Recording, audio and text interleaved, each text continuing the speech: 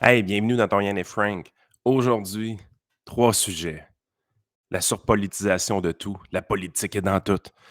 Ensuite, la bulle immobilière. Est-ce qu'elle est en train d'éclater? On commence à voir passer des vidéos par rapport à ça, donc on va en discuter tranquillement. Et finalement, une monnaie déflationniste. À quoi ça servirait? Comment ça marche? Est-ce que ce serait utile? Est-ce qu'on doit aller vers ça? Des questions qu'on a reçues de nos membres Patreon pour le temps des fêtes. Donc, on a skippé lundi. Moi et Frank, on s'en excuse. On va essayer de vous en donner un petit peu plus aujourd'hui pour compenser. On commence le show à l'instant.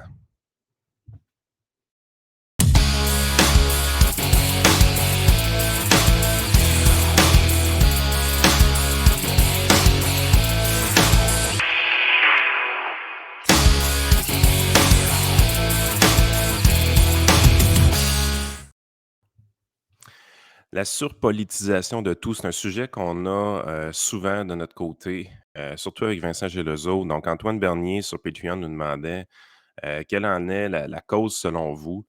Bon, vous savez, là, je ne suis pas un sociologue, je ne suis pas quelqu'un qui fait des grandes analyses, je n'ai pas le temps de lire des études, mais j'ai un take là-dessus, je pense, que j'aimerais vous partager. Puis on voudrait vous entendre aussi dans les commentaires, voir qu'est-ce que vous en pensez.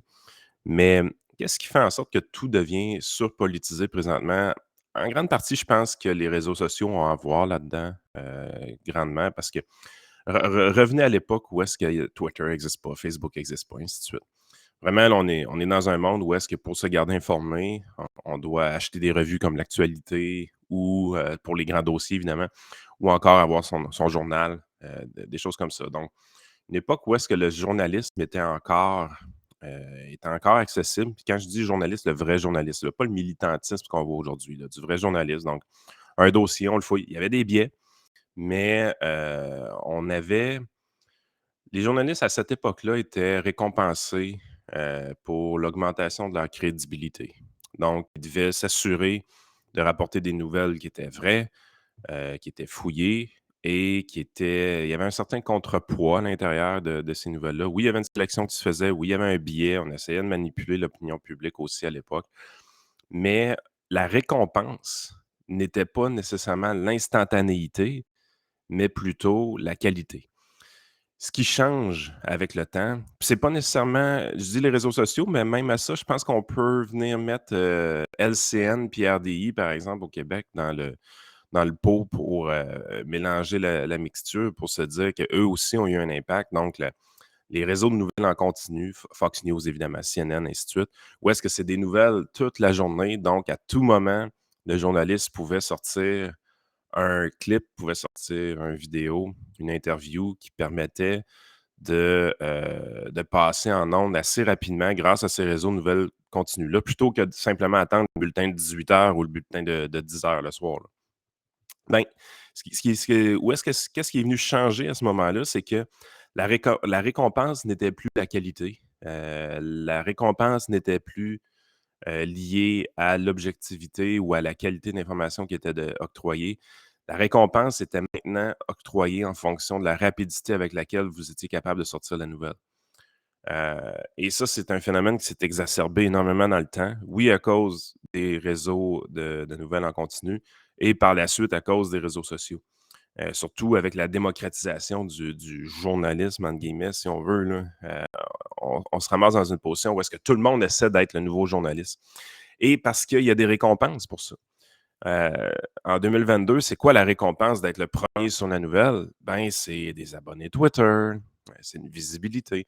Donc, on arrive, puis si tu es le premier à parler d'un sujet, ben, tu risques d'être celui qui va faire le commentaire qui va être retweeté par le plus de gens, ainsi de suite. On voit cette course-là même sur nos posts Facebook, sur nos posts YouTube, sur nos posts Twitter de notre côté. Surtout que Twitter, présentement, affiche les statistiques de visibilité, là. Euh, c'est impressionnant comment les commentaires rentrent vraiment vite dans le premier 15 minutes d'un nouveau post, par exemple. Et ce que les gens qui commandent, ce qu'ils recherchent généralement, ou le type de personnes qui commandent souvent, ben, ils recherchent la visibilité un peu partagée. Tu sais. Ils veulent commenter en dessous d'un post qui va être populaire éventuellement pour être visible. Il y a un événement qui se produit hier qui exprime parfaitement ce phénomène-là de surpolitisation de tout.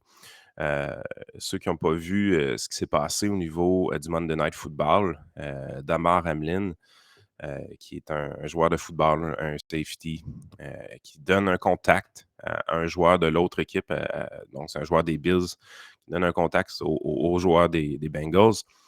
Heu, c'est un contact qui semble quand même anodin, donc assez de routine. Finalement, le joueur, se relève, fait deux trois pas, s'écroule au sol, arrêt cardiaque, CPR qui est fait, ambulance, hôpital présentement. En tout cas, quand je tapais, on n'avait pas trop de nouvelles encore sur qu'est-ce qu'il allait avoir de ce côté-là.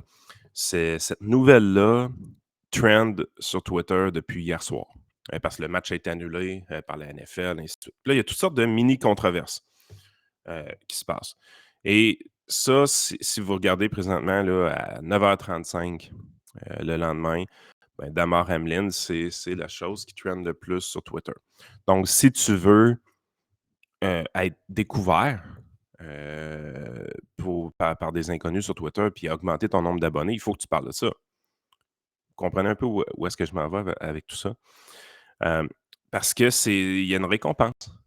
C'est pas une récompense qui est monétaire, mais c'est une récompense qui est au niveau de l'attention. Heu, Fait que tout le monde essaie d'y aller un peu de sa d'exprimer différentes choses. Évidemment, il y a des gens: «Ah, on prie pour toi», des choses comme ça. Donc ça, c'est pas des gens qui essaient de créer une controverse ou qui essaient qui essaient d'être vus nécessairement. C'est juste des gens qui s'expriment, tout ça. C'est la chose quand même assez normale à faire, dans une situation comme ça. Fait que ça, c'est pas nécessairement un problème. Mais assez rapidement, puis quand je dis assez rapidement, là, c'est en dedans de 15 minutes, là. En dedans de 15 minutes, hier, il y a des gens qui ont commencé à faire de la politique avec ça. Puis ça, c'est hallucinant, là. Puis c'est quand je dis de la politique, c'est pas juste au niveau politique pour vrai. Tu as vu des affaires, il y a des gens qui se sont servis de ça pour attaquer, par exemple, le président de la NFL, le commissaire, en fait, pas le président. Il y avait un agenda contre lui, donc il utilisait ça parce que, grosso modo, la NFL a été quand même lente avant d'annuler le match, ainsi de suite. Fait qu'il y a des gens qui ont fait de la politique au niveau sportif avec ça. Il y a des gens qui ont pointé du doigt ESPN, ils ont accusé de toutes sortes de trucs. Il y a des gens qui s'en vont, pour essayer de faire le témoignage le plus touchant possible par rapport à ce gars-là. Ensuite de ça, au niveau politique pur, il y a des gens qui ont mixé le vaccin avec ça. Heu, Évidemment, ça vient avec l'opposé. Des gens qui rient des gens qui ont mixé le vaccin avec ça. Parce que ça, c'est le bout qui est fascinant. Il y a des gens qui disent: «Ah ben là, il faudrait regarder si le vaccin a un rapport avec». Puis là, tu as l'autre gang qui arrive après, eux autres, ils pensent qu'ils sont purs, puis ils disent: «Hey, si tu penses vraiment que c'est le temps de faire de la politique avec ça, tu es un déchet». Ouais, ouais, mais c'est 15 minutes, là. Vous êtes en train de vous garocher des tomates, toute la gang, là. Alors regardez-vous à l'œil, là. Regardez-vous à l'œil. C'est hallucinant, là. Puis là, tu es là, tu te dis c'est exactement ça qu'on veut dire par surpolitisation. Il y a pas un camp qui est meilleur que l'autre. Vous êtes toute une gang de débiles. Tu sais, relaxez, là. Qu'est-ce qui est arrivé? Bon, c'est-tu puis là, il y a des médecins qui commencent à sortir. Voici ce qui pourrait arriver. C'est malaisant de voir ça parce qu'ils savent pas. C'est pas eux autres qui ont fait les tests sur le gars. Ils savent pas exactement qu'est-ce qui s'est passé. Mais en même temps, tu dis: «Crime, on veut l'opinion de ces gens-là», parce que là, tout le monde est en train de se lancer des tomates sur plein d'affaires. Fait que, tu sais, tu mieux avoir l'opinion d'un expert qui dit: «Non, non, attendez, là, avant de commencer à chercher des causes bien précises puis dire que c'est la faute à Biden, là, prenez votre gaz égal, là, voici les causes probables, qu'est-ce qui peut être arrivé». Puis fait que, tu sais, c'est plus que de l'instantané. Puis je plaide coupable. Quand j'ai vu cette nouvelle-là hier, est-ce que je suis allé sur Facebook? En fait, je me suis rendu compte que j'étais sur Facebook quand je me suis rendu compte que c'était arrivé. Est-ce que j'ai continué à fouiller sur Facebook? Non, pas du tout. Est-ce que j'ai été sur un site de nouvelles francophones, LCN, TVA Nouvelles, tout ça? Non, pas été là. C'est pas assez vite. C'est pas rapide. Est-ce que j'ai été sur Google? Non, pas assez vite. Pas- Facebook, je suis sorti de là. Je suis allé où? Je suis allé sur Twitter. Pourquoi? Parce que Twitter est vite, Twitter est rapide. Tu arrives, tu t'en vas dans les recherches, puis là, qu'est-ce qui trend? C'est ça qui trend. C'est ça le sujet. Fait que là, tu cliques là-dessus, tu cliques sur le nom du gars, puis là, tu vois les tweets rentrer, bang, bang, bang, bang, bang. thoughts and prayer, thoughts and prayer, thoughts and prayer. Ça, c'est le bout qui est sain. Les gens s'expriment, ils ont vu quelque chose à la TV qui était malaisant, ils sont shakés de ça. Ça, c'est le bout qui est sain. Mais c'est pas long que tout le monde dit: «Hey, il y a beaucoup de visibilité là, je vais en profiter pour parler de mon agenda politique». Que ce soit au niveau sportif, que ce soit au niveau politique, que ce soit au niveau des vaccins, que ce soit au niveau des anti-vaccins, non, de rire des anti-vaccins, c'est plus ça que je voulais dire. Name it, faites la liste. Tout le monde qui a un agenda se garoche sur la chose qui trend parce qu'il y a une récompense. C'est humain, là. C'est parfaitement humain. Ce qui a changé fondamentalement dans les 20-30 dernières années, c'est qu'est-ce qui cause la récompense? L'information de qualité, recherchée, balancée, c'était ce qui amenait de grandes récompenses au niveau journalistique. Tu sais, on est là, il y a des bons journalistes, il y a des gens qui étaient sérieux, ils sont tous disparus. C'est sûr, parce que vos critères, quand vous pensez à ça, vous pensez à des gens qui prenaient le temps de faire de la recherche, qui prenaient le temps de balancer leur opinion, qui prenaient le temps de faire de quoi d'étoffer, de travailler fort sur un sujet. Et aujourd'hui, c'est pas ça qui est récompensé. Ce qui est récompensé, c'est la rapidité. La rapidité est récompensée. Mais c'est directement à l'opposé de ce qu'on a besoin, ou de l'image qu'on se fait du journalisme en général. Puis tout le monde tombe là-dedans. Puis c'est pas juste les journalistes, c'est la population aussi. Puis à la limite, des gens comme moi, puis la tentation est là, dans le sens que, tu sais, si j'arrive hier, tu sais, nous autres, on a un podcast à promouvoir. Si j'arrive hier, puis je saute là-dessus, puis j'essaie de faire de quoi avec ça. Est-ce que je suis capable de faire donner de la visibilité à mon podcast? Probablement, si je suis assez controversé. Puis là, ça, c'est l'autre affaire. C'est pas juste d'être rapide. C'est oui d'être rapide, mais d'être controversé aussi. Parce que si c'est juste thoughts and prayer, puis on pense au gars, tout ça, ça skip vite. Les gens lisent pas ça ou il n'y a pas d'intérêt. Faut que tu dises de quoi de controversé pour attirer une forme de haine, puis une forme de support également. Puis là, tu vois, tout le monde va se garrocher dans ça. Fait que, tu sais, j'utilise un peu cet exemple-là pour vous montrer, pour répondre à la question d'Antoine, parce que je trouvais que le timing était juste parfait. C'est pas une place pour faire de la politique, là. Il y a quelqu'un qui a souffert d'une crise de cœur, ben, une crise de cœur, un arrêt cardiaque, suite à un contact.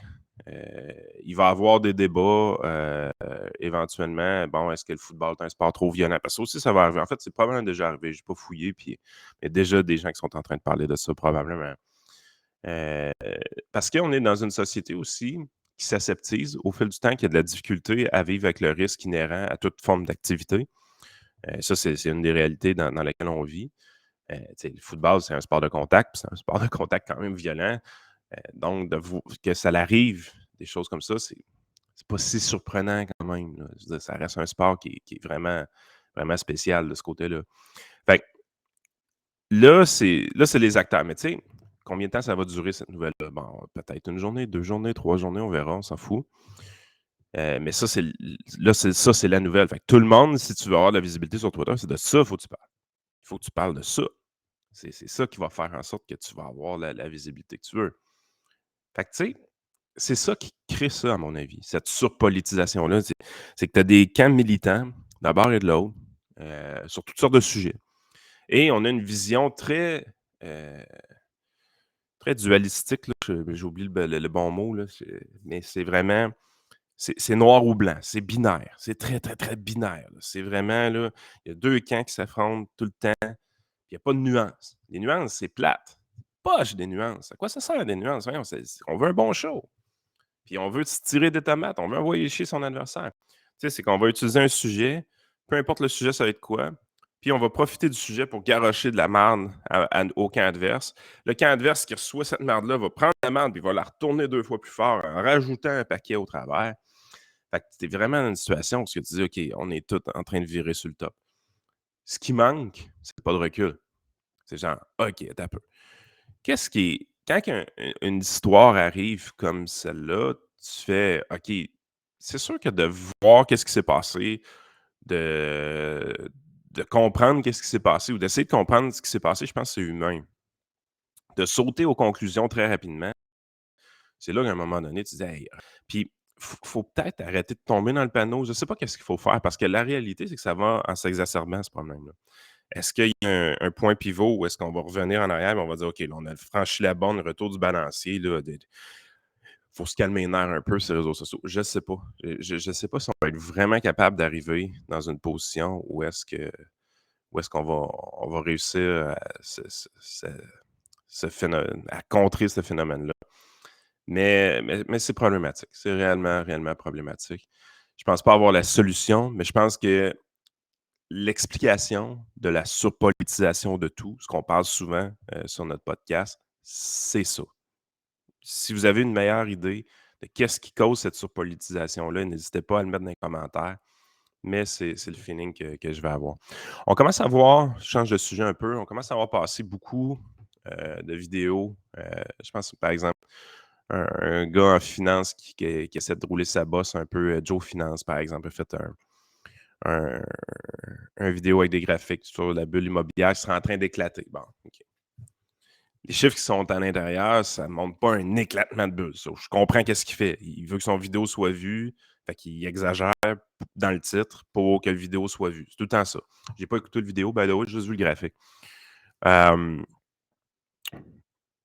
Ben, je comprends pourquoi il fait ça, puis ça lie un peu avec l'autre sujet, là. C'est tout le temps faut tout le temps exagérer pour se faire entendre. Si tu exagères pas, personne n'écoute. C'est tout le temps ça le fuck avec les réseaux sociaux quand même, là, disons-le. Puis c'est des stratégies qu'on utilise, moi puis Frank, là. On n'est pas blanc comme neige dans cette histoire-là parce que si tu de quoi d'intelligent à dire, mais personne pour écouter, ça sert à rien. Si tu de quoi d'intelligent à dire, il faut que tu réussisses à avoir du monde qui écoute aussi. Fait que tu sais, c'est de même que les réseaux sociaux marchent. Tant que ça va être comme ça, on n'aura pas le choix de faire des affaires de même. Fait que ça, c'est un peu poche. Mais voici ce qu'on a. Tu sais, qu'est-ce qu'on commence à observer, c'est que le prix médian ou moyen, je pense que c'est médian, le prix médian des maisons commence à baisser dans les grands centres. Vancouver, Toronto, Montréal, Canada at large. Euh, Par exemple, à Montréal, le prix médian aurait baissé de quelque chose comme de 10 50 000 quand même. C'est passé de 550 000 à 500 000. Fait que c'est vraiment l'ordre de grandeur des choses. Au Canada, évidemment, c'est plus élevé. Puis Toronto, Vancouver, c'est un autre monde. Là, tu sais. Mais il y a des baisses qui commencent à être observées. Puis l'amplitude, c'est de ça. C'est entre 10 et 20 Mais il faut quand même se rappeler qu'on sort de l'année 2021. Là. Ben, 2022 est comparé à 2021. 2021, qu'est-ce qu'il y avait? Surenchère. 2020-2021. Fait que, tu sais, à un moment donné, tu es là, tu te dis, ouais, tu sais, c'est une baisse de 10 de 15 après une année de surenchère où est-ce que tu avais eu des hausses qui étaient quand même assez importantes. C'est comme si tu revenais un peu au prix de 2020, qui n'est pas si fou que ça en soi. Là. Fait que tu es comme, ouais, t'as peu. Là. Tu sais, avant de sauter aux conclusions qu'il y a une bulle immobilière qui éclate, alors qu'on est peut-être retourné à des chiffres qui ressemblent à ce qu'on voyait en 2020, tu te dis, ouais, c'est pas ça un éclatement de bulle immobilière. OK? On n'est pas là, définitivement pas. Est-ce que ça va arriver par contre? Peut-être, peut-être. Dites-vous une chose, c'est la façon que le marché immobilier va se balancer. Parce que c'est un équilibre, cette affaire-là. Euh, les trois variables importantes dans tout ça, c'est multifactoriel, mais si on prend les trois choses qui ont le plus d'impact sur le prix des maisons, ou en fait, qui ont le plus d'impact dans le budget des familles, c'est plus ça la bonne manière de l'exprimer, par rapport au housing, c'est le prix de la maison qui est payé, ça c'est important, le taux d'intérêt qui est payé sur cette maison-là, et le revenu qui est entré par le couple dans la maison. Il doit y avoir un certain équilibre entre ces trois facteurs-là pour que le pourcentage du budget alloué euh, à, à l'item, si on veut, budgétaire de se loger reste en équilibre. Ben, qu'est-ce qui arrive depuis le début des années 2000? C'est une baisse des taux d'intérêt de manière assez constante. Oui, il y a eu des soubresauts, ainsi de suite. Mais les taux d'intérêt ont été maintenus vraiment, vraiment bas pendant très longtemps, pendant cette période-là. Ce qui a fait en sorte que les gens ont pu s'offrir des maisons beaucoup plus chères qu'à l'époque. Donc, ça a créé d'une certaine façon l'augmentation des prix d'une manière un peu artificielle à cause des taux d'intérêt qui étaient assez bas. Parce que ce qui est important, c'est le paiement. Ils rentrent 100 000 dans la maison, ils rentrent 150 000 dans la maison, ben c'est quoi le paiement? Puis le paiement, s'il reste stable, ben, ça veut dire que puis les salaires restent stables, ben, la proportion reste sensiblement pareille dans le budget des familles, donc tout se tient. Fait que oui, le prix des maisons peut augmenter fortement, mais la dépense d'intérêt a tellement baissé dans dans le paiement que ça fait en sorte que ça fonctionne pour ben des familles. Là, évidemment, qu'est-ce qui arrive en 2022? Ben là, l'augmentation très rapide des taux d'intérêt avec l'inflation. On a quand même augmenté de près de 4 les taux d'intérêt au Canada. Ben, ça met de la pression dans le budget. D'abord et avant tout sur les familles, qui sont à taux variable. Fait que tu sais, le worst case scénario qui pouvait vous arriver en 2021 là, 2022, c'est d'acheter en 2021, donc au plus fort de la surenchère et de faire cet achat-là avec un emprunt à taux variable. Ça, c'est une catastrophe financière présentement. Donc les gens qui ont fait ça sont dans le trou. Sauf que c'est pas tout le monde qui a acheté sa maison en 2021, là. Tu sais, si le prix des maisons recule de 15 en 2022, est-ce que c'est grave si tu l'as acheté en 2016? Ben non. On s'en fout que ta maison ait pris, full de valeur en 2021 puis elle ait perdu en 2022 si tu as acheté en 2016. Ça n'a pas vraiment d'impact. Si tu as acheté en 2021, début de l'année 2021, oui, tu as eu une surenchère, mais tu as été capable de sécuriser un taux d'intérêt pour 5 ans ou 6 ans à un taux qui est quand même raisonnable. Ben, ça non plus, c'est pas la fin du monde. Heu, Moi, dans le fond, si je regarde l'hypothèque que j'ai signée, si je me trompe pas, dans mes dates, là, j'ai signé en juin ou en juillet 2021. J'ai signé pour 6 ans, 2,18 là. Fait que, tu sais, c'était pas un problème, là, la maison que j'ai achetée à ce moment-là. J'ai probablement payé plus cher que j'aurais payé en 2020. Je sais pas si elle vaut encore ça cette année en 2022, mais la réalité, c'est que je m'en fous, je veux pas la vendre. Mais mon taux est à 2,18 pour les 5 prochaines années. So what? Parce que j'avais signé 6 ans, puis 1 an et demi de fait à peu près dessus. So what? Je m'en sac un peu. Que le prix fasse ça, ça change absolument rien dans mon budget. Fait que, tu sais, il y a combien réellement que ça change de quoi dans leur budget? Ben, c'est principalement, là, ceux-là qui sont réellement touchés. C'est ceux-là qui ont acheté en 2021 à taux variable. Eux autres sont dans le trouble financièrement. Ils paient la totale. Mais c'est encore là, c'est pas tout le monde. Il faut que tu aies acheté dans cette année-là, puis en plus, tu aies choisi un taux variable. Fait que c'est pour ça que, à un moment donné, il faut arrêter de capoter avec ces choses-là, là. C'est des choses qui s'ajustent, mais tranquillement. Parce que là, de voir ce petit recul-là de 10 ou de 15 selon le marché, ça fait beaucoup de sens, étant donné qu'il y avait eu un gros bond en 2021. Il y a eu un gros ajustement de taux d'intérêt avec les taux variables, ainsi de suite. Là, par contre, est-ce que tout est réglé? Est-ce que ça a fini de baisser? Est-ce que ça va continuer à baisser? Est-ce qu'on va vivre un éclatement de bulle? C'est là que ça devient très flou. Parce qu'on est dans le futur, évidemment, difficulté énorme à prédire tout ça. Mais on est dans une position où est-ce que là, il y a plusieurs choses qui restent à déterminer. Par exemple, on a vu que les salaires ont augmenté en 2022. Sans que le gouvernement augmente de son côté encore, parce que les négociations ne sont pas faites. La grande entreprise est plus lente à augmenter les salaires que la PME souvent. Donc, il y a d'autres ajustements qui sont à venir, mais on a vu les salaires augmenter en 2022. Bon, ça n'a pas augmenté de 20 là. Je pense que les moyennes au pays, c'était comme de 5 ou 6. Un petit peu plus fort au Québec. On a vu du 7 ou 8 au Québec sur du 12 mois pour l'augmentation des salaires. Fait que ça, c'est un ajustement qui peut s'opérer. Maintenant, qu'est-ce qui arrive dans les 3 ou les 4 prochaines années? Si on est dans une situation où est-ce que tous les gens qui sont à taux fixe, mais que les hypothèques renouvellent, mettons, à peu près 20 des gens qui sont à taux fixe vont renouveler leur hypothèque à chaque année, ben, à toutes les fois qu'on avance, puis que là, on renouvelle une hypothèque qui est à un taux plus élevé, ben là, ça donne un coup dans le budget. Fait que ça devient tout le temps un petit peu plus tough. Mais si tu renouvelles ton hypothèque dans le prochain 12 mois, probablement que tu as acheté la maison en 2017-2018, là, ou tu l'as acheté avant, mais tu avais renouvelé en 2017-2018. Fait que tu sais, tu pas dans le trouble non plus financièrement, tu n'avais pas surpayé. Fait que le montant de ton hypothèque n'est pas si élevé que ça par rapport à la valeur de ta maison. Tu as probablement beaucoup d'équité. Sauf si, évidemment, tu t'es endetté beaucoup, puis tu as utilisé l'équité de ta maison pour payer carte de crédit et marge de crédit, puis tu as fait ce cycle-là à tous les 5 ans. Là, tu es comme un premier acheteur dans ce temps-là. Mais les gens qui ont construit une équité sur leur maison, la variation du prix de leur maison, c'est pas la chose qui est la plus déterminante dans leur budget. Le taux d'intérêt, par contre, va venir mettre quelques problématiques par rapport à ça, mais généralement, ces gens-là, ils ont des maisons qui ont été achetées plus longtemps et ils ont plus d'équité sur leur maison. Fait que, tu sais, c'est pas, ils sont moins affectés que le nouvel acheteur. Mais ça va s'opérer. Mais si à tous les ans, pour les 4 ou 5 prochaines années, les salaires augmentent de l'ordre de 6, de 7, de 8, ça veut aussi dire qu'il y a de l'inflation qui perdure et qui ne veut pas s'en aller, là. On peut vivre un ajustement du marché immobilier sans voir un crash. sans voir des prix qui s'effondrent. Les prix pourraient se maintenir comme au niveau actuel et le marché immobilier pourrait redevenir plus sain avec des taux plus élevés.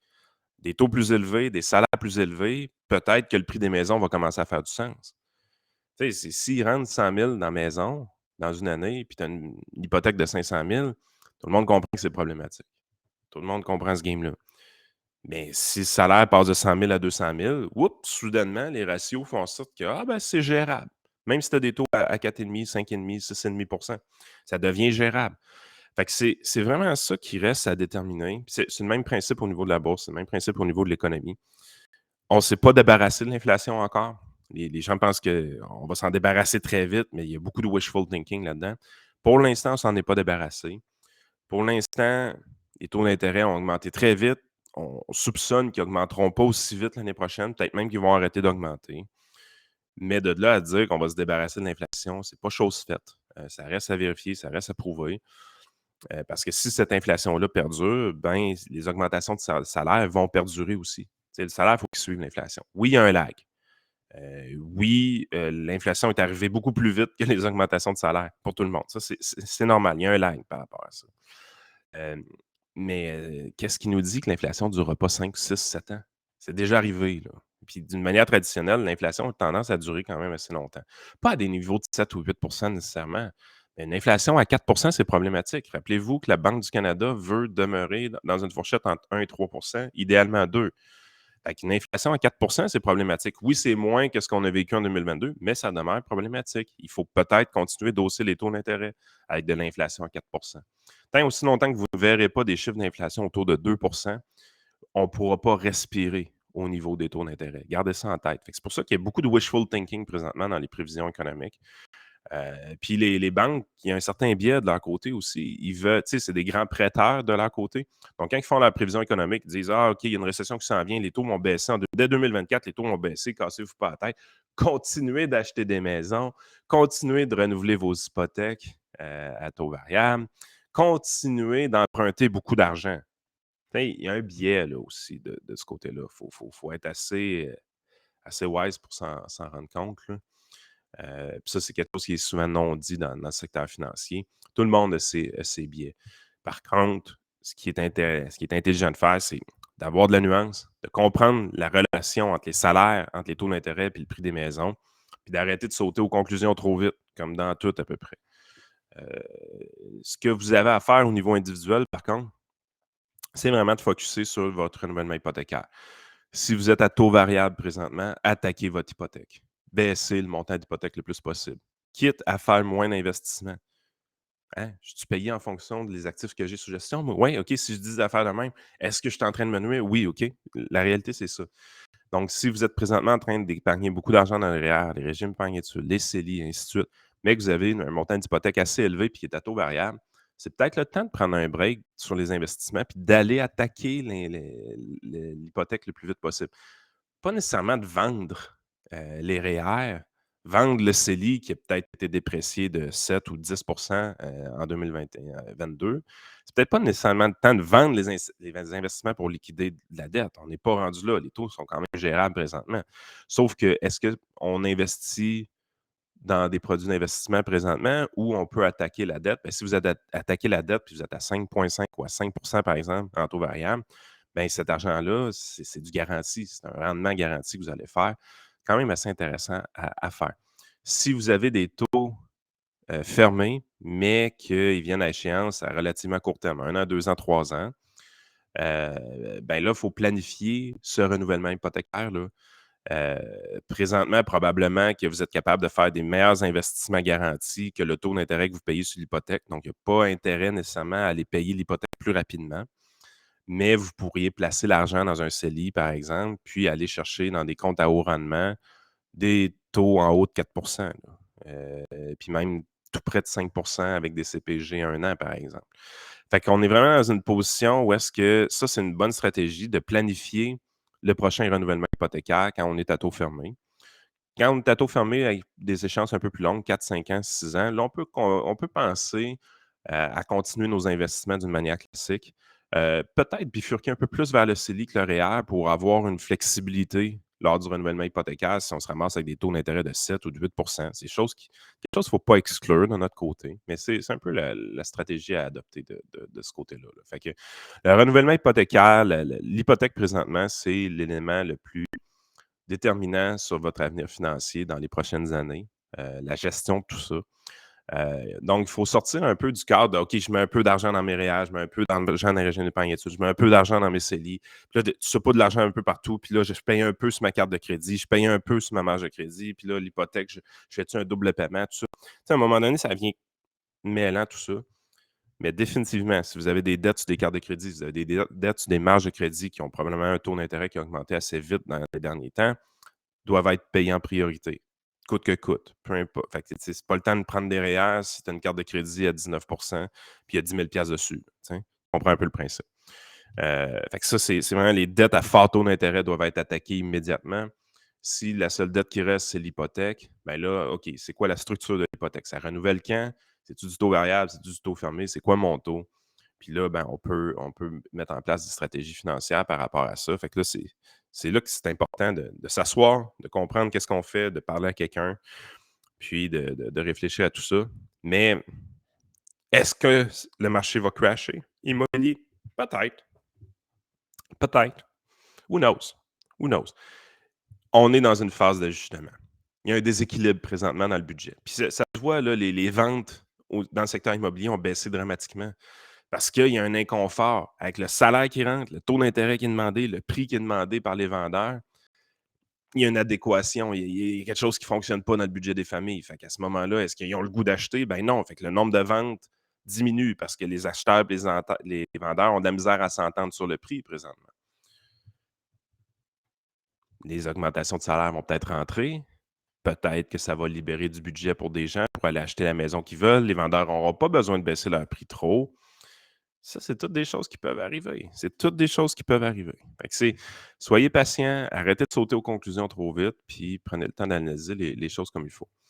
Puis là, j'essaie vraiment de compenser pour hier. J'ai dépassé 32 minutes. On va être gentil, mais il me restait une question par rapport à une monnaie déflationniste. Euh, monnaie déflationniste, principalement, on peut penser, on l'a déjà eu là, avec l'or, par exemple. Si vous regardiez à l'époque l'augmentation de la population, l'augmentation de la productivité et ainsi de suite, qui faisait en sorte qu'on avait de plus en plus besoin d'argent, puis la vitesse à laquelle on extrait de l'or du sous-sol au niveau mondial, ben, on est dans une situation où est-ce que la quantité d'or disponible augmente pas assez vite par rapport à ces augmentations-là de population, de productivité, ainsi de suite. Donc, on se ramasse avec ce qu'on appelle une monnaie qui est déflationniste dans ce système-là. À tous les ans, l'argent que vous possédez, équivalent or par exemple, va prendre de la valeur. Donc, par exemple, si ce téléphone-là coûte 500 à acheter en 2022, si on utilise une monnaie déflationniste, on peut penser que l'année prochaine, le même téléphone, avec aucune amélioration technologique, puis vraiment, toute chose étant égale par ailleurs, ce qui n'arrive jamais dans le monde des téléphones, c'est peut-être pas le meilleur exemple, mais au lieu de payer 500 tu vas payer 450 parce que la valeur de ton argent a augmenté. Historiquement, qu'est-ce qu'on n'aime pas avec ça? Les libertariens trippent bien gros sur ce système-là. Il y a toutes sortes de livres qui parlent d'un système déflationniste qui va vous dire que c'est la huitième merveille du monde. Il y a beaucoup de bons arguments dans ça. Il y a vraiment beaucoup, beaucoup de bons arguments dans ça. C'est intéressant de lire sur ces sujets-là. Mais pour faire partie du monde réel de la finance, où est-ce que je parle avec les gens directement, ce qu'on pourrait s'attendre dans un contexte de monnaie déflationniste, c'est que les gens auraient tendance à accumuler l'argent tout simplement ou à s'asseoir dessus un petit peu. Puis de ne pas l'investir, de le faire du hoarding, si on veut, des choses comme ça. Fait que est-ce que c'est vraiment efficace tout ça? Moi, j'ai toujours eu pour mon dire que l'inflation de l'ordre de 1 de 2 j'ai de la misère à dire 3 parce que 3 c'est quand même beaucoup, là. Mais disons 3. Tout ce qui nous éloigne d'un chiffre négatif dans un système stable, Je suis très, très, très, très à l'aise avec ça. Très à l'aise avec ça, personnellement, parce que justement, c'est peut-être parce qu'on a été conditionné de même, parce que ça fait longtemps qu'on est dans ce système-là. Je l'exclus pas du tout, ce phénomène-là, cassez-vous pas la tête, là.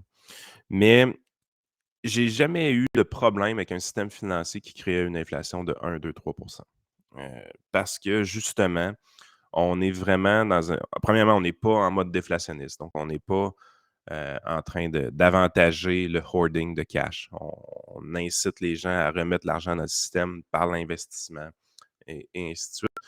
Mais, surtout, c'est que c'est de l'inflation qui est très contrôlable. C'est pas un problème, 1, 2, 3 d'inflation. Puis 3, si je mets quand même un bémol, ça commence à être quand même assez fort. Tout ce qui est en haut de 3, par contre, c'est l'inflation qui est beaucoup trop forte. Les gens aiment pas ça, trouvent ça extrêmement désagréable. On le voit. Je veux dire, il y a rien de nouveau, là, vous le voyez en 2022, c'est pas le fun. Les années 80, c'était pas le fun. C'est vraiment des périodes de l'histoire qu'on n'aime pas. Ça faisait longtemps que c'était pas arrivé. Ça faisait très longtemps que c'était pas arrivé, là.